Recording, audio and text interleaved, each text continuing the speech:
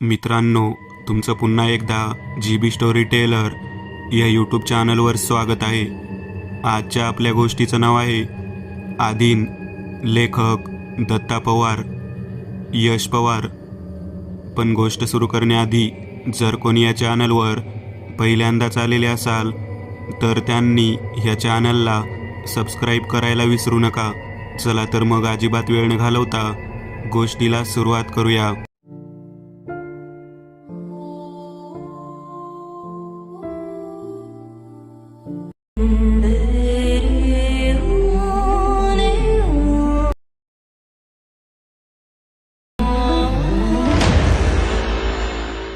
अनिता आटोप लवकर, बाहेर ढग दाटून आलेत. रेवती म्हणाली, हा शेवटचा पेपर तपासते, मग लगेच निघूया. चाचणी पेपरच्या गठ्ठ्यातील आणखी एक पेपर काढत अनिता म्हणाली, अगं आता पुरे झालं, बाकीचे उद्या तपास. पाऊस सुरू झाला तर घरचे काळजी करतील. रेवती म्हणाली. पण अनिताने तिच्याकडे लक्ष दिले नाही. नाईलाजाने रेवतीने नाक मुरडले आणि यूट्यूबवर व्हिडिओ पाहण्यात ती रमली. खरं तर शाळेतील इतर शिक्षक अर्ध्या तासापूर्वीच घरी निघाले होते. चाचणी पेपरचा शेवटचा दिवस असल्याने प्रत्येकजण पुरेसे पेपर तपासून लवकर निघत होता. रेवतीने 8-10 पेपर तपासले, पण शेवटी कंटाळून बाकीचे काम उद्यावर ढकलले होते. पण असला चाल ढकलपणा आणि त्याच्या स्वभावात बसत नव्हता. नियमितपणे शाळा सुटण्यास आणखी 5 मिनिटं अवकाश होता. मॅडम सगळ्या वर्गांना कुलूप लावला आहे, लवकर आवरा की, पावसाची चिन्ह दिसत आहेत. घरी जाण्यास उत्सुक असलेला बाबाजी म्हणाला, अनिता चल आता, नंतर परत येथेच अडकून पडू. रेवती मोबाईल पर्समध्ये ठेवत म्हणाली. अनिताने एकवार घड्याळाकडे नजर टाकली. समोरच्या खिडकीतून काळवंडलेले आकाश स्पष्ट दिसत होते. वाटेत पावसाने गाठले तर पंचायत होणार होती. घरी अजून स्वयंपाक बाकी होता. चल निघूया. एक दीर्घ श्वास घेत अनिता म्हणाली. पेपरचा गठ्ठा कपाटात ठेवून दोघीही पार्किंगमध्ये आल्या. एरवी पावसाची भुरभुर सुरू झाली होती. आपापल्या गाडीवर बसून दोघेही शाळेसमोरील छोट्या रस्त्यावरून बाहेर निघाल्या. रस्त्यावरील पाण्याने भरलेले खड्डे काल रात्री झालेल्या पावसाची साक्ष देत होते. झाडांची पाने धुळीबरोबर उडत होती. थंडगार सोसाट्याचा वारा अंगावर शहारे आणत होता. या त्या विषयांवर गप्पा मारत मुख्य चौकात येताच डावीकडे वळत रेवतीने अनिताचा निरोप घेतला. समोरील सिग्नल पडण्यास अजून काही क्षण होते. सभोवताली लोकांची पुरेशी वर्दळ होती. शहराच्या मध्यवर्ती भागापासून दूर असल्याने या परिसरात जास्त घरे नव्हती, त्यामुळे गाड्यांचे आवाज क्वचितच कानी पडत. मात्र प्रगत भाग आणि हायवेला जोडणाऱ्या या रस्त्याचा वापर मोठ्या मालवाहू गाड्या जास्त प्रमाणात करत. हा रोड ओलांडताच काही अंतरावर अनिताचे घर होते. तिथे अनिता तिचे पती समोर आणि सासू जानकीताई गेल्या 3 महिन्यांपासून राहत होते. शहरात भाड्याने राहणाऱ्या समीरने कमी भाव व झपाट्याने होणाऱ्या प्रगतीचा अंदाज घेऊन येथे एक घर विकत घेतले होते आणि त्याचा हा अंदाज अजिबात चुकला नव्हता. समोरील मुख्य रस्त्याला खेटूनच व्यापारी संकुलाची मोठी इमारत उभी होती. पावसाच्या वर्दीने तेथील कामगार वेगाने काम उरकत होते. लगतच्या छोट्या पत्र्याच्या शेडसमोर कामगारांची काही लहान मुले खेळत होती. इतक्या सिमेंटच्या गोणीसोबत खेळणाऱ्या मुलाची गोणी वाऱ्याने उडत रस्त्याच्या मध्यभागी आली. रस्त्याजवळ त्या मुलाने एक वार आणि त्याच्या डोळ्यात पाहिले आणि वेगाने पुढे सरकला. तो गोणी उचलणार इतक्यात एक ट्रकच्या हॉर्नने परिसराची शांतता भंग केली. काही हालचाल करण्याच्या आत तो लहान जीव त्या ट्रक खाली चिरडला गेला. त्याची काळी चिरणाऱ्या किंचाळीने अनिता सुन्न झाली. दुसऱ्या क्षणी सगळीकडे शांतता पसरली. त्या रक्ताने माखलेली ट्रकच्या चाकाच्या दूरपर्यंत गेलेल्या खुणा चालकातील संपलेल्या माणुसकीचा पुरावा देत होत्या. समोरील कामगारांनी लगेच रस्त्यावर धाव घेतली. आजूबाजूची अनेक मंडळी तिथे गोळा झाली. घटना डोळ्यांसमोरून जात नव्हती आणि त्या सर्वांगाने थरथरत होती. काही क्षणापूर्वीचे त्या मुलाचे क्षणिक हास्य तिला आठवत होते. काय करावे तिला सुचत नव्हते. त्या मुलाला पाहण्यासाठी मन धजावत नव्हते. सिग्नल मगाशीच पडला होता. न राहून तिने गाडी पुढे दामटली. गर्दीच्या शेजारून जाताना एकच वाक्य तिच्या कानी आले, अजून जिवंत आहे. कोणीतरी एखादी गाडी असेल तर पहा. अजूनही संभ्रमात असणाऱ्या अनिताने घराचे फाटक उघडून गाडी आत घेतली. आतापर्यंत बाहेर अंधार पडला होता. मुख्य दारासमोरच असणाऱ्या ओट्यावरील झोपाळ्यावर ती शेजारच्या खांबाचा आधार घेत बसली. नजर अजूनही शून्यात होती. पावसाच्या जोराबरोबर हवेतील गारवाही वाढला होता. आकस्मित विजेच्या कडकडाटाने ती भानावर आली. दाराची बेल वाजवली. काही क्षणाच्या अवधीने आणि त्याच्या सासूने जानकीबाईंनी दार उघडले. अगं बरं झालं लवकर आलीस. अनिता अजूनही निरुत्तर होती. म्हणत ती आत आली. हॉलमधील 2 प्रवासी पाहून ती थबकली. शेजारच्या सोफ्यावर समीर बसला होता. कंपनीतील कामासाठी महिनाभर समीरला बाहेर जावं लागणार होते. त्यानंतर ऑफिसमध्ये त्याला बढती मिळणार होती.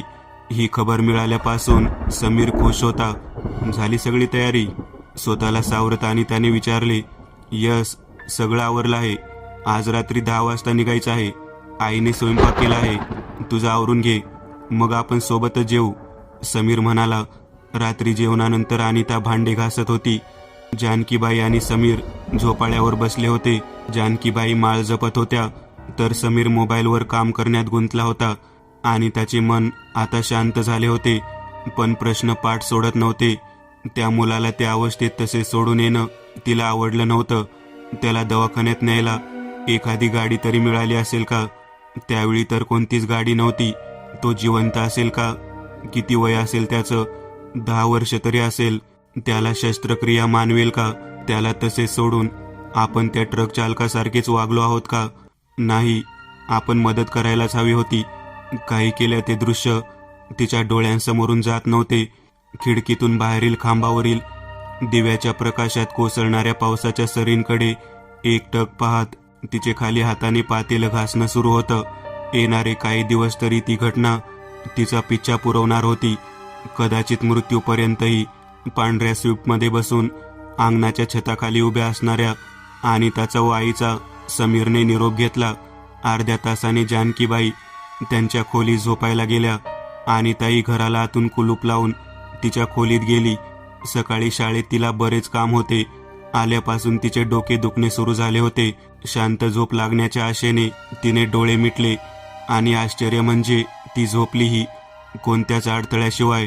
रात्री केव्हा तरी जानकीबाईच्या आवाजाने अनिताला जाग आली. अनिता, अनिता. तिच्या खांद्यावर हात ठेवून जानकीबाई म्हणाल्या, असं काय उभी आहेस? झोप लागत नाही का?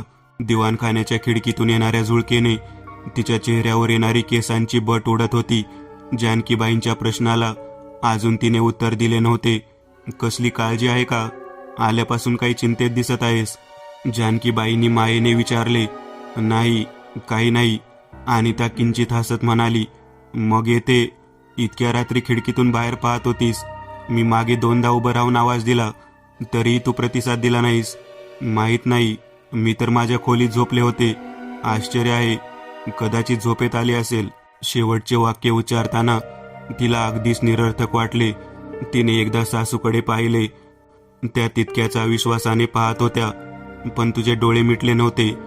काय? आणि त्या चाचरत म्हणाली. एक काम कर, तू आता खोलीत जाऊन झोप. आपण उद्या सकाळी बोलूयात. जास्त विचार करू नकोस. जानकीबाईंनी तिला समजावले. थोड्या विचारांती आणि त्या खोलीत झोपायला गेली. पंखा तसाच सुरू होता. त्या गार वातावरणात तिला कधी डोळा लागला हे कळलंच नाही. पहाटे 5च्या सुमारास तिला जाग आली. देवघरातून जानकीबाईच्या प्रार्थनेचा आवाज ऐकू येत होता. अनिता लगेच उठली आणि आवरायला सुरुवात केली. साधारणतः 8:30 वाजता दोघीही नाश्त्याला बसल्या. गेल्या रात्रीवर अजूनही कोणीच एकमेकांशी बोलले नव्हते. जानकीबाई उपमा खाताना रेडिओ ऐकत होत्या. आई, आई.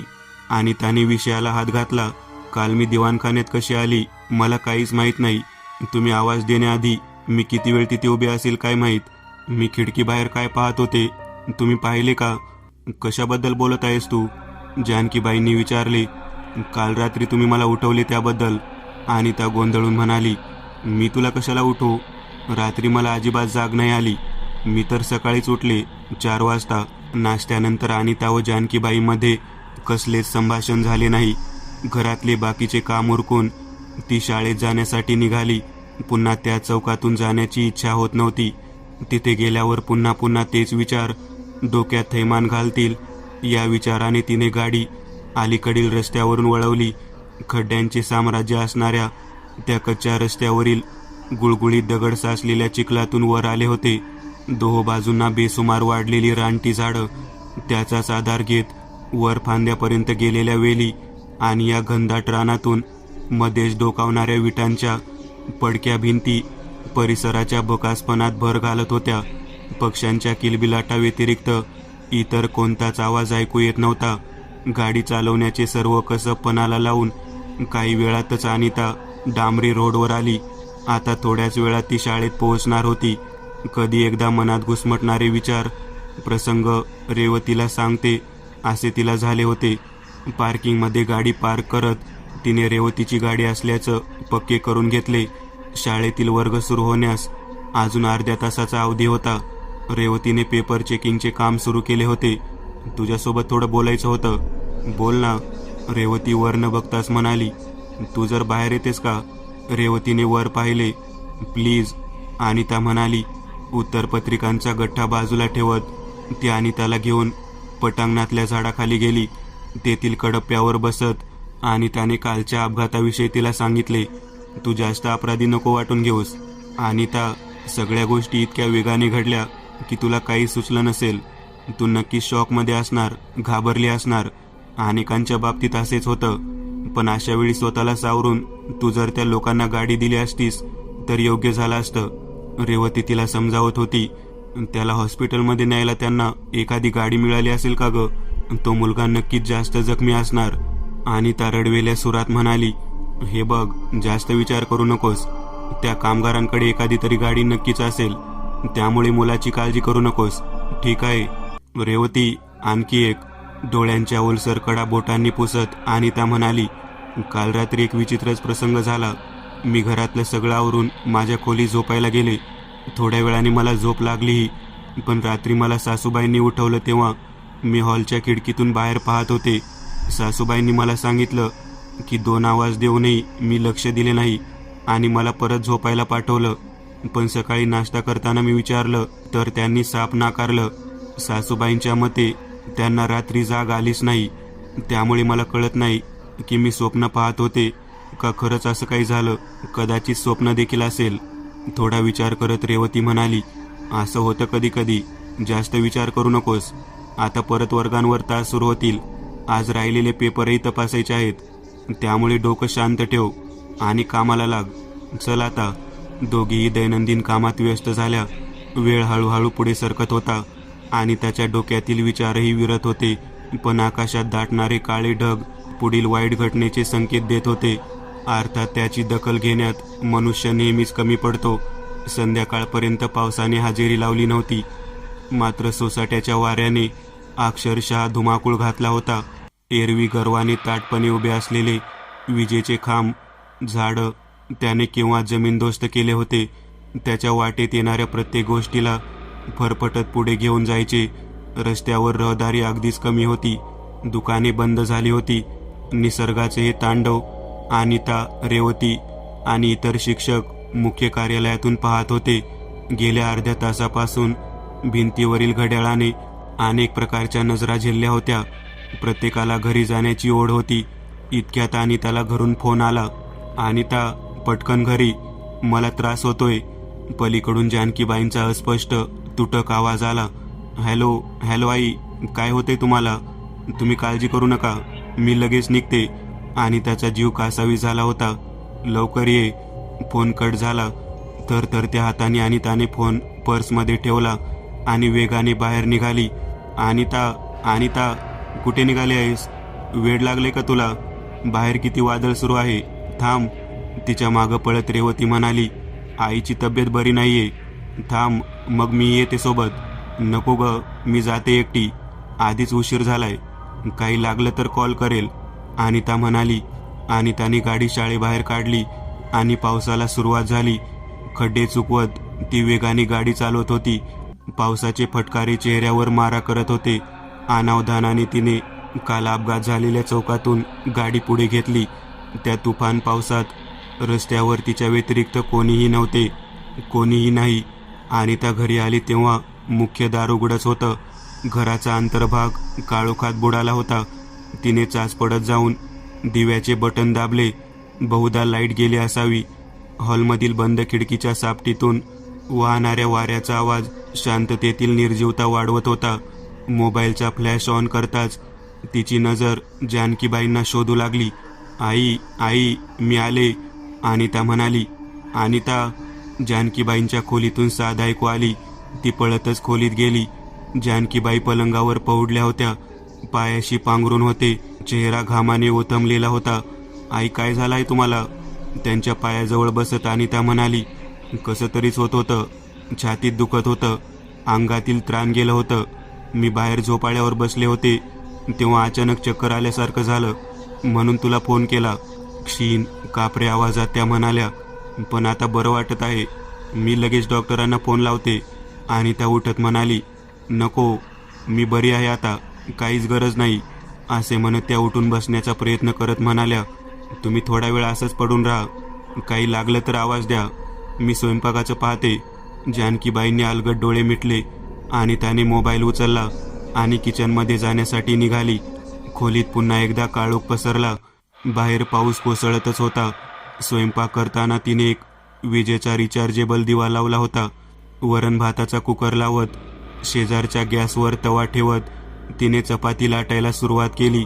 डोक्यात कसलेच विचार नव्हते. अचानकपणे तिला आपल्यावर कोणीतरी नजर ठेवून असल्याचं जाणवलं. अस्वस्थ वाटू लागलं. काही क्षणानंतर तिला सर्व दुर्लक्षित करणे असह्य झाले. तिने गरकन मान फिरवली. स्वयंपाकघराच्या दरवाजातून डोकावणारं एक लहान डोकं लगेच भिंतीच्या मागे सरकलं आणि त्या जागीच खिळून राहिली, एखाद्या पुतळ्यागत स्तब्ध. काय होतं ते? कोण होतं? भास? किती निरागस शब्द. एकदा मनात आली की आपल्याच डोळ्यांनी सांगितलेल्या सत्याचा गळा घोटतो, मग सगळेच प्रश्न सुटतात. अशा एखाद्या भाबड्या समजुतीने वास्तविकता मिटत नसते. काळ आला की घाला घालतोच, क्रूरतेने, बेसावत क्षणी. नाही, घटना अगदीच विचित्र घडत आहेत. आपण भिंतीमागे पाहायलाच हवे. मन घट्ट करून ती एक एक पाऊल पुढे टाकत होती. दरवाजातून दिवाणखान्याचा अर्धा भाग दिसत होता. इतक्यात अनिता. जानकीबाईंचा आवाज पूर्ण घरात घुमला. अनिता जागीच थांबली. त्याच भिंतीच्या पलीकडून आवाज आला होता. म्हणजे ते जे काही आहे ते आईंना ठाऊक नाही. त्याने आईंना काही केलं तर? सगळी भीती बाजूला सारून अनिता दिवाणखान्यात आली. भिंतीमागे काहीच नव्हतं. मुख्य दाराशी असलेल्या झोपाळ्यावर जानकीबाई छत्री ठेवत होत्या. त्या भिजून अगदी ओल्या चिंब झाल्या होत्या. पाय चिखलाने बरबटले होते. आई, तुम्ही पावसात का भिजल्या? आधीच तुम्हाला बरं नाही, त्यात असं पावसात भिजाल तर प्रकृती आणखी खालावेल. अनिता त्यांना आत आणत म्हणाली. म्हणजे मला कुठे काही धाड भरली आहे? अगं, दुपारी कांडे वहिनीकडे गेले होते. गप्पांमध्ये इतके रंगले की बाहेर पाऊस कधी सुरू झाला कळलंच नाही. पाऊस थांबण्याची काही चिन्ह दिसत नव्हती. मग छत्री घेऊन घरीच आले. जरा उशीर झाला. सॉरी हां, तुला काळजी वाटत असणार. अनिता वेड्यासारखी मख्ख उभी होती. डोकं सुन्न झालं होतं. आई जर दुपारपासून बाहेर होत्या तर मला शाळेत फोन कोणी केला? आणि आता आईंच्या खोलीत झोपला आहे ते कोण? विजेच्या वेगाने अनिता जानकीबाईंच्या खोलीत पळाली. खोलीतून आत येताना तिची गती मंदावली. पलंगावरील उशी मध्यभागी दबलेली होती. बेडशीटवर अनेक घड्या होत्या. पांघरूनही तसेच पडलेले होते. जणू काही वेळापूर्वी तिथे कोणीतरी झोपलं होतं, अगदी गाढ निद्रेत. जानकीबाई अनिता मागोमाग खोलीत येण्यास निघाल्या. ती इतकं घाबरून, इतक्या वेगाने त्यांच्या खोलीत का पळाली याचं जानकीबाईंना नवल वाटत होतं. अंधारात अस्पष्ट दिसणाऱ्या भिंतीच्या बाह्य रेषांचा आधार घेत त्या खोलीच्या दाराजवळ आल्या. अंधाराला डोळे सरावले तेव्हा पलंगासमोर खाली बसलेली अनिताची निश्चलाकृती दृष्टीस पडली. जानकीबाई हलकेच तिच्या शेजारी येऊन बसल्या. अनिताची नजर पलंगावरच खिळली होती. डोळे विस्फारले होते. तोंडाने आव असला होता. ओठ थरथरत होते. चेहऱ्यावर घर्मबिंदू दाटले होते. एक प्रकारची अनैसर्गिक भीती शरीरातून वाहत होती. जानकीबाईंना काही सुचत नव्हते. नकळत त्यांचा हात अनिताच्या हाताला स्पर्शला.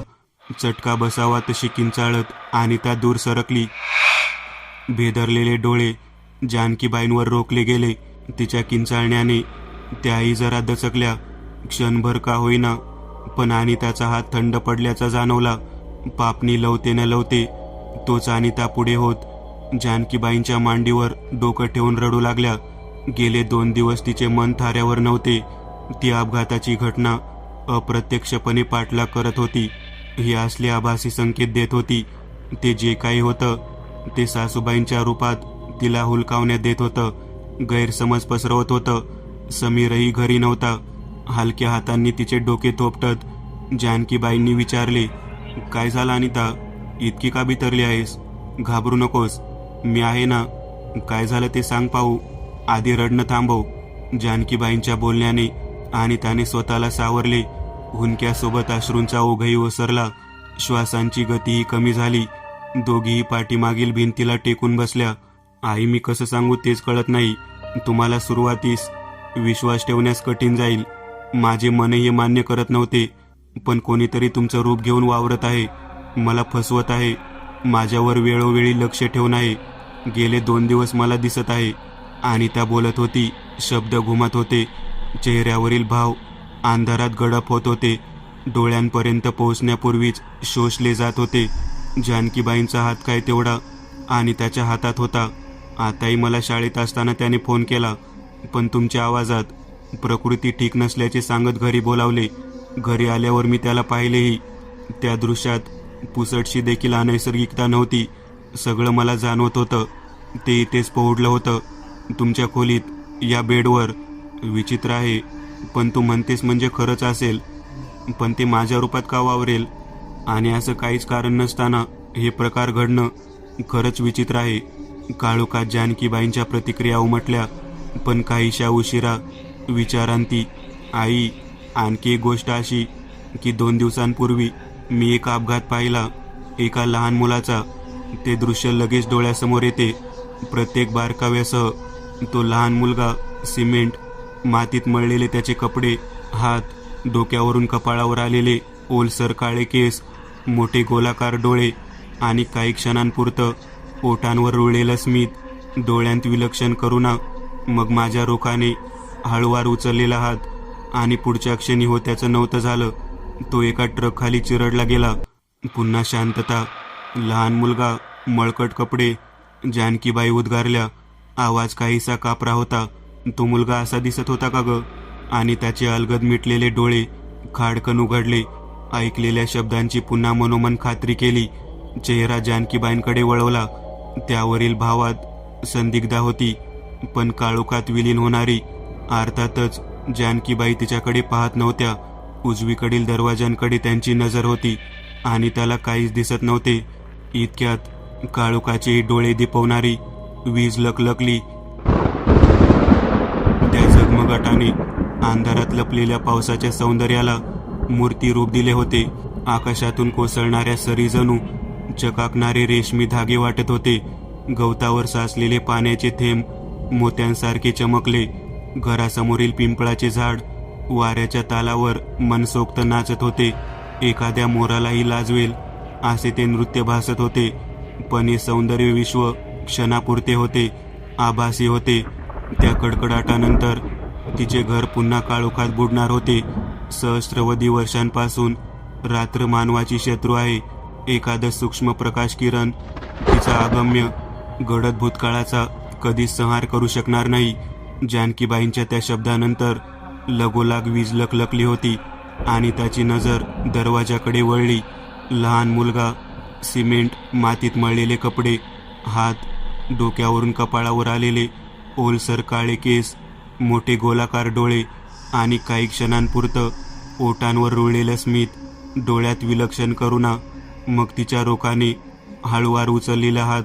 सगळं अगदी जिवंत वाटत होतं. मागील भिंतीवर त्याची किती मोठी सावली पडली होती. ती सावली नक्की त्याचीच होती का? ती नक्की सावलीच होती का? क्षणभरच ते दृश्य टिकलं. पुन्हा काळोख. सगळं अगदी पूर्ववत झालं. तो मुलगा आता नजरेस दिसत नव्हता, पण त्याची छबी डोळ्यांवर उमटली होती. तीही क्षणात विरली. आणि त्या सुन्न होती. एकटक खोलीच्या दरवाजाकडे बघत होती. तिचं भानावर येणं गरजेचं होतं. वेळ फार कमी होता. त्या घरात काहीतरी अमानवी वावरत होतं. तो लहान मुलगा होता का? नाही, त्याच्यापेक्षा कितीतरी अजस्र, क्रूर आणि पाशवी. ते त्रासलेलं होतं, भुकेलं होतं, व्याकुळ होतं, अपूर्ण होतं. त्याला जीवन हवं होतं, फक्त जगणं, अधुरं राहिलेलं जगणं. मग ते शरीर कोणाचेही असो, त्याला पर्वा नव्हती. दुसऱ्याच्या ओळखीने ते जगणार होतं. पण शरीराचा खरा मालक अनिता, तिचं काय? तिचा आत्मा तिच्या शरीरात असणार होता, स्वतःच्या मेंदूत असणार होता, कैद, निष्क्रिय, काळोख्या कोपऱ्यात एकाकी, तळमळणारा, निरर्थक पण जिवंत, कोणत्याच इजेशिवाय चरफडत राहणार होता. तोपर्यंत, जोपर्यंत त्या अमानवी शक्तीची जगण्याची इच्छा कमी होणार नव्हती, आणि त्याच्या देहाच्या अंतापर्यंत. आणि मग ते पुढच्या एका प्रवासासाठी तयार असणार होतं, पुन्हा एका नव्या शरीरासाठी. जसे आतापर्यंत त्याने अनेक जीवाचं आयुष्य मातीमोल केलं होतं. आणि अनिता, तिचं काय? मृत्यूनंतर तिचा आत्मा स्वतंत्र असणार होता. तेव्हा तिच्यासमोर दोनच पर्याय असणार होते, एकतर अनंतात विलीन होणे किंवा पाशवी शक्तीचा वापर करून एखादं जिवंत त्रासलेलं सावध सापडणे. कितीतरी वेळाने अनिता भानावर आली. सर्वत्र शांतता होती. प्रचंड अस्वस्थ, एकाकी वाटत होते. कोणीतरी होतं जे तिच्यावर लक्ष ठेवून होतं. अचानकपणे तिला जाणवलं की ती खोलीत एकटीच होती. जानकीबाईंच्या उपस्थितीची कोणतीच खूण नव्हती. त्यांना तर केव्हाच बाजूला सारलं होतं. त्यांचा देह माळ्यावर कोणत्या तरी कोपऱ्यात मुटकुळ करून पडला असेल. अनिता उभी राहिली. डोळे सावकाश या टोकापासून ते त्या टोकापर्यंत फिरत होते. आपला मोबाईल किचनमध्ये ठेवल्याचं तिला आठवलं. भिंतीचा आधार घेत ती जानकीबाईंच्या खोलीतून बाहेर पडली. उजवीकडे किचन होते आणि समोरील बोळीत न्हाणीघर आणि शौचालय, जे आता गर्द काळोखात बुडाले होते. तिथं काहीतरी आहे असं अनिताला उगीचच वाटलं. त्यामुळे तिकडं पाहण्याचे अनिताने प्रकर्षाने टाळले आणि चालत ती किचनमध्ये आली. दिवाणखान्याच्या कोपऱ्यातील खुर्ची मागे कोणीतरी आपल्याला निहाळत असल्याचं जाणवलं. किचनमधील दिव्यांचा मंद उजेड तिथपर्यंत पोहोचण्याचा प्रयत्न करत होता, पण तो भाग विलक्षण अंधारात होता. रेवतीला कॉल करण्याचा विचार करत ती स्वयंपाकघरात आली. खोलीतील दिव्याचा प्रकाश बराचसा क्षीण झाला होता. मिक्सरच्या शेजारी ठेवलेला फोन उचलून तिने रेवतीला कॉल केला. 2-3 रिंग नंतरच पलीकडून आवाज आला. हॅलो, बोल अनिता. आईंची तब्येत कशी आहे? अगं, मी खूप घाबरले आहे. काय करावं सुचत नाही. तू माझ्याकडे ये ना लवकर, आणि कार्तिकला पण सोबत आण. मी एकटीच आहे. आईच्या रूपात कोणीतरी दुसरंच राहते. प्लीज, मी तुला फोनवर नाही सांगू शकत. लवकर ये. आणि त्याने सगळं घडाघडा बोलून टाकलं, पण तिच्या आवाजातील भीती कोणीच दुर्लक्षित केली नसती. हो हो, तू जास्त घाबरू नकोस. आम्ही लगेच येतो. काळजी घे. ठेवते. फोन कट झाला आणि त्याची नजर शून्यात होती. काही वेळातच रेवती आणि कार्तिक येतील, तोपर्यंत काही विपरीत घडायला नको. पण ती नक्की रेवतीच होती का? कशाची शाश्वती नाहीये.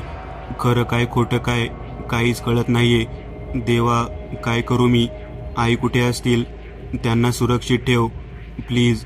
का असं घडतंय काहीच कळत नाही. ते लहान मूल मला इतका त्रास देईल का खरंच? नाही, तो तर किती लहान आहे. त्याच्या मनात असे विचार सुद्धा अजून आले नसतील. मग तो मला आता स्वतःकडे का बोलावत आहे? काही माझ्या मनाचेच खेळ आहेत. नाही, नक्कीच नाही. हे खरंच घडतंय. देवा, माझी रक्षा कर. असे अनेक विचार तिच्या डोक्यात थैमान घालत होते. रेवती येऊपर्यंत ती देवघरासमोर बसून राहणार होती, पण एकटीच. देवघरातील स्थिर ज्योतीचा प्रकाश आणि त्याच्या चेहऱ्यावर पडला होता. ती झुरझुरणारी वात आता संपत आली होती. बराच वेळ झाला होता. पावसाचा जोर कमी झाला होता. बाहेर खिडकीच्या काचेवरून पाण्याची ओघळ खाली येताना दिसत होते. अद्यापही रेवतीचा पत्ता नव्हता. वीजही आली नव्हती. इतक्यात अनिता, ए अनिता, जानकीबाईंचा परिचित आवाज कानी आला. अर्थातच दिवाणखान्यातून हाकेसरशी अनिता ताठ होऊन बसली, पण तिचा विश्वास बसणार नव्हता. तिने आवाजाच्या दिशेने मान वळवली. अनिता. पुन्हा 30 लागवी हाक. अनिताने दुर्लक्ष केले. तिची नजर दिवाणखान्यातील काळोखात स्थिरावली होती. कोण जाणे 2 चेतनाहीन बुबळे तिच्यावर रोखले असतील. लोटणाऱ्या वेळेसोबत हाकांचा सपाटा वाढत होता. लागवी स्वर आता कोरडे, भावहीन भासत होते. त्यांची जागा काही वेळातच काळी चिरणाऱ्या संमिश्र किंकाळ्यांनी घेतली होती. ते आवाज माणसांचेच आहेत की जनावरांचे याची ओळख पटणे अशक्य होते.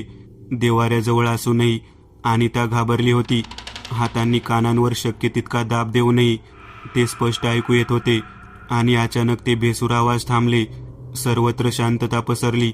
अनिताने कानांवरचा दाब हळूहळू कमी केला. मिटलेले डोळे उघडले. नजरेसमोर तोच भयानक काळोखा कोपरा होता. निसरड्या रस्त्यावरून चिखल उडवत आलेली भरधाव वेगातील लाल गाडी आणि त्याच्या घरासमोर ब्रेकचा करकर आवाज करत थांबली. तिच्या हेडलाईटच्या प्रकाशात पावसाच्या सोनेरी सरी खालील गढूळ पाण्याच्या ओघळात स्वतःला सामावून घेत होत्या. वारा शांत झाला होता, तरीही हवेतील गारव्याने अंगात हुडहुडी भरत होती. कार्तिकने आणि रेवतीने एकाच वेळी दरवाजे उघडले. त्याचबरोबर गाडीच्या काचेवरील काही थेंब खाली ओघळले. गाडी लॉक करून दोघेही करकरणारे लोखंडी गेट उघडून आत शिरले. घरातील दिवे लावलेले होते. दिवाणखान्याचा अर्थात घराचा मुख्य दरवाजा अर्धवट उघडलेल्या दोघांसाठी उघडलेला, मात्र अनितासाठी अर्धवट बंदच अवस्थेत होता. आतील उजेड दरवाजातील चौकटीतून होऊन समोरील कुंडीवर आणि चोपड्यावर पडत होता. चिखलाने बरबटलेले बूट काढून कार्तिक रेवती पाठोपाठ आत शिरला. खरं तर आता असलं दृश्य दिसेल याची दोघांनाही कल्पना नव्हती. मुख्य दाराच्या डावीकडील भिंतीला खेटूनच बैठक व्यवस्था होती आणि सोफ्यासमोरच असलेल्या टीपॉय शेजारी अनिता जमिनीवर निश्चल पडली होती. चेहऱ्याची बाजू जमिनीला टेकली होती. कपाळ डाव्या हातावर स्थिरावलं होतं. फुटलेल्या बांगड्यांचे तुकडे डोक्यावरील विस्कटलेल्या केसांच्या खाली झाकले जात होते. तुकड्यांमुळे मनगटावर काही ठिकाणी जखमाही झाल्या होत्या. रेवती लगेचच अनिताजवळ गेली. अनिता मूर्छित होती. तिचं डोकं मांडीवर घेऊन रेवती अनिताला उठवण्याचा प्रयत्न करू लागली. तिने कार्तिकला किचनमधून जरासे पाणी आणण्यास सांगितले, मात्र तो पाणी घेऊन येईपर्यंत अनिता शुद्धीवर आली होती. उठून बसण्या इतकेही त्राण तिच्यात नव्हते. डोळ्यांच्या कडांमध्ये क्षणभरातच अश्रू तरळले आणि ती धार गालावरून खाली होत मानेमागील काळशार केसांमध्ये लुप्त होऊ लागली. अनिता, काय झाले तुला? रेवतीने विचारले. आवाजात जाणवणारा कंप होता. फार भयानक घटना घडल्यात रेवती, तुझा विश्वासही बसणार नाही. तुला कसं सांगू? झाल्या घटना अनिताच्या डोळ्यांसमोर आल्या आणि ती म्हणाली, आहे विश्वास माझा, कायम आहे. काय झाले नक्की? रेवती आश्वासक सुरात म्हणाली. रेवती, त्या अपघातानंतरच माझ्या आयुष्यात फार विचित्र पण भयानक घटना घडतायत. तुला आईचं त्या रात्रीचं वागणं मी तुला सांगितलं, आणि आज दुपारी जो आईचा फोन आला होता तो आईने केला नव्हताच, तो दुसऱ्याच कोणीतरी केला होता. म्हणजे ती व्यक्ती नाहीये, ते मानवी कल्पनेपलीकडचं काहीतरी आहे. फार भयंकर आहे. मला आधी वाटायचं की तो लहान मुलगा हे सगळं करतोय, पण ते खरं नाहीये. मी बेशुद्ध होण्याआधीचा प्रसंग आठवला की अंगावर शहारे येतात. तुला कॉल केल्यावर मी देवघराशेजारी बसले होते. हॉलमधून निराळे आवाज ऐकू येत होते. बराच वेळ झाला आवाज थांबले. भयान शांतता पसरली. डोळे गच्च मिटले होते. हात कानांवर दाबले होते. माझ्या हृदयाची धडधडही त्या खोलीत घुमत होती. सर्वत्र शांतता होती. इतका वेळ देवघराशेजारी बसून सुरक्षिततेची भावना मला जाणवत होती. तिला एकाएकी तडा गेल्यासारखं वाटलं. शरीराला कंप सुटला. डोळे अजूनही बंद होते. अलगद डोळे उघडले तेव्हा संपूर्ण घर काळोखात बुडाले होते. अगदी इंचभर अंतरावर सुद्धा डोळ्यांना काही दिसत नव्हतं, जाणवत नव्हतं. देवघरातला दिवा विझला होता. माझी शेवटची आशाही संपली होती. काय करावं ते कळत नव्हतं. इतक्यात त्या काळोखात मला काहीतरी सरपटण्याचा आवाज आला. एखादं धूळ अगदी जवळ, कदाचित माझ्या समोरच. मी डोळे पुन्हा घट्ट मिटले. हृदयाची धडधड प्रचंड वाढली होती. श्वास नियमित घेण्याचा मी प्रयत्न करत होते. कोणताच आवाज मला होऊ द्यायचा नव्हता. ते किचनमध्येच होतं. मला शोधत असावं. एखादी वीज कडाडली असती तर मला समोर काय दिसलं असतं कोणास ठाऊक. मला वाटत होतं की दिवा पुन्हा पेटवावा, त्याने नक्कीच आवाज झाला असता. तो धोका मी पत्करू शकत नव्हते. मला फक्त घरातून लांब पळून जावंसं वाटत होतं. बस तेवढीच माझी शेवटची इच्छा होती. फक्त कोणताही आवाज होऊ न देता मी मुख्य दरवाजापर्यंत जाण्याचं ठरवलं. तसंच रांगत सरपटत मी किचनमधून बाहेर पडले होते. अंदाजाने दरवाजाच्या दिशेने सरकत होते. एवढीच प्रार्थना करत होते की एखादी वीज चमकायला नको.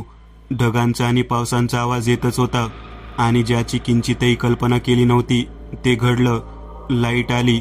हॉलचा आणि पॅसेजमधला दिवा लागला. मी होत्या त्या अवस्थेत गोठले. प्रचंड भीती वाटत होती. एवढा उजेड असूनही काळोखात गडप झालेल्या सर्व ज्ञात वस्तूंनी आपापला आकार घेतला होता. मागे वळून पाहण्याचे धाडस होत नव्हते. मी तसंच पुढं सरकण्याचा निर्णय घेतला. आपण काय करतोय, चूक की बरोबर, कसलाच विचार मनात आला नाही. मी फक्त ते बंद दार उघडून वेड्यासारखी पळत सुटणार होते. या घरापासून लांब, कोणत्याही दिशेला. थोडं पुढं सरकले असेल आणि त्या थंड स्पर्शाने माझं हृदय बंद पडल्यासारखं झालं. माझा पाय कोणीतरी पकडला होता. तो थंड लहान तळहात मला जाणवला, पण पकड मात्र जबरदस्त होती. किती वेळ गेला माहीत नाही. हजारदा स्वतःला बजावूनही मी शेवटी मागे पाहिलंच. तोच मुलगा होता, पण फार भयानक दिसत होता. पूर्ण शरीर राखाडी पांढरं होतं. डोळे तसेच, पण चेतनाहीन भासत होते. तेच मळके कपडे आणि माझ्यावर रोखलेली त्याची ती थंड नजर तर काळीच चिरत होती. अचानक त्याने नजर माझ्या पाठीमागे रोखली. मला अस्फुटशी गुरगुर ऐकल्याचा भास झाला. मी समोर पाहिले तर आई येत होत्या, पण यावेळी हा धोका नसल्याचं मनोमन पटत होतं. त्यांची साडी धुळीनं जळमटांनी माखलेली होती, पण चेहऱ्यावर आत्मविश्वास होता. त्या काहीतरी पुटपुटत होत्या. जसजसं आई जवळ येत होत्या तसं मुलाची माझ्या पायावरची पकड घट्ट होत होती. पण पुढच्या क्षणी त्याने मला एखाद्या कडीसम हवेत भिरकावले. माझं डोकं छताला आदळलं आणि मी खाली पडले, बेशुद्ध होऊनच. आणि त्या थांबली. रेवती आणि कार्तिक दोघेही अविश्वासाने तिच्याकडे पाहत होते. काही क्षण शांततेत गेले. आई कुठे आहेत पण? कार्तिकने विचारले. त्या सरशी अनिताने तिचा चिंतित चेहरा वरती केला. अरे हो, आई कुठं आहेत? आपण त्यांना शोधू आधी. त्या बहुतेक त्यांच्या खोलीत असतील. आणि त्या लगबगीने उठण्याचा प्रयत्न करत म्हणाली. रेवतीने तिला मदत केली. ते तिघे जेव्हा आईच्या खोलीत गेले तेव्हा जानकीबाई बेडवर शांत ध्यानस्थ बसल्या होत्या. त्यांच्या शेजारीच रुद्राक्षाची माळ होती. त्यांनी डोळे उघडले. चेहऱ्यावर किंचित स्मित पसरले. तू आता सुरक्षित आहेस अनिता, पूर्ण सुरक्षित, त्या शांत पण प्रभावी स्वरात म्हणाल्या. आई, पण तुम्ही कसं काय यातून मार्ग काढला? अनिता त्यांच्याजवळ बसत म्हणाली. माहीत नाही, त्यानेच आपल्याला सोडवलं. वरती ओझरता कटाक्ष टाकून त्या म्हणाल्या. इतक्या वर्षांची सेवा आज कामाला आली. पुन्हा शांतता पसरली. पाऊस संपूर्ण थांबला होता. मी आईसाठी काहीतरी खायला करते. अरे बापरे, किती उशीर झालाय, म्हणत अनिता उठली. थांब, मी करते, तू आणि आई आराम कर, रेवती तिला अडवत म्हणाली. कार्तिक, मला वाटतं तू घरी जावंस. मी आज रात्री थांबते इथेच. रेवती, अगं खरं तर मलाही वाटत होतं की तू थांबावं, पण आता काय त्याची गरज नाही. तू लवकर आलीस. तुझे आभार कसे मानावे ते कळत नाही. अनिता म्हणाली. आभार काय त्यात, पण मी थांबते. अगं पोरी, नको उगीच त्रास करून घेऊस. त्याने आपल्याला यातून सोडवलं. त्याच्यावर विश्वास ठेव. उगाच जास्त काळजी करू नकोस. सर्व काही ठीक आहे, जानकीबाई म्हणाल्या. अनितानेही संमती दर्शवली. ठीक आहे, पण मी थोडा स्वयंपाक करते, मग जाते. हो चालेल, मी आपल्याला चहा टाकते, अनिता उठून म्हणाली. काही गरज नाही, लगेच जेवणच करा, मी पटकन काहीतरी बनवते. एवढं बोलून रेवती किचनकडे वळालीही. कार्तिक, अनिता जानकीबाईंना घेऊन दिवाणखान्यात आले.